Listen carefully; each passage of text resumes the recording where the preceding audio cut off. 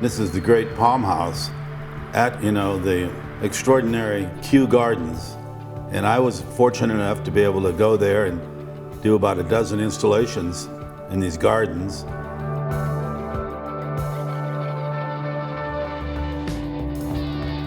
Well, I remember standing here right in front of the palm house when I was in my 20s. One of a number of trips I took to Europe at that time, and I visited several of these great greenhouses. I had a love for them then, and I have a love for them now. What's interesting to me is all of the glass in the palm house was blown by hand. So it took a lot of energy and a lot of glass blowers to make the glass for that beautiful greenhouse. The glass is about 4 or 5 millimetres thick.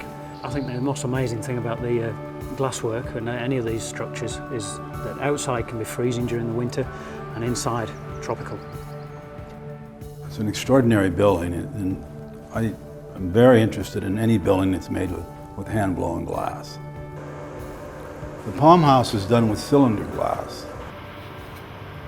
So you blow a bubble and then blow it into a cylinder and then let it cool down. You cut it with a glass cutter and then put it back in the oven and you open it up. And you can get a pretty big piece of glass that way. When we started doing shows in conservatories, the palm house was on my mind right away. And so we eventually connected with the Royal Botanic Garden at Kew, and fortunately for us, they were very interested. If we do a big show in a museum, we sort of go from gallery to gallery, and you know there's going to be something around the corner. Here, it's much more of a surprise. Well, you got some nice light up there. The realisation that it was all going to happen, really hit us when our 7 containers arrived and logging in all the boxes.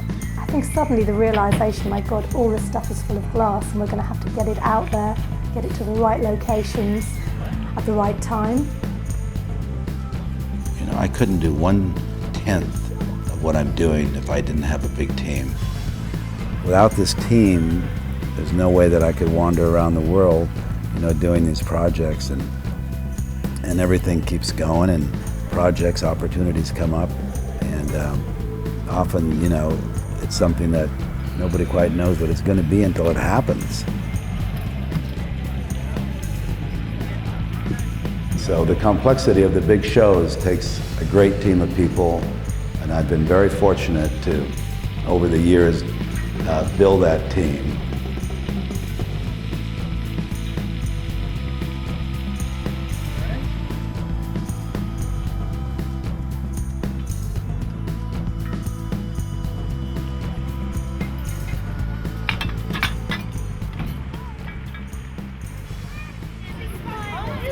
If you ask kids to look at it, they're very quick to tell you what they see.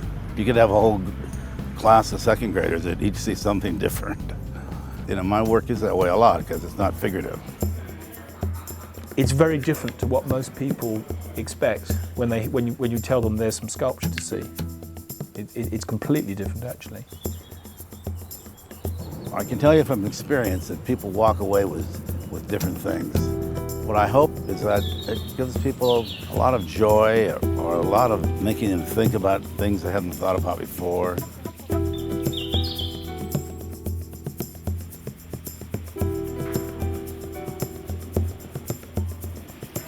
And they just sort of seem so different. They seem as though they're really living, don't they? Fascinating.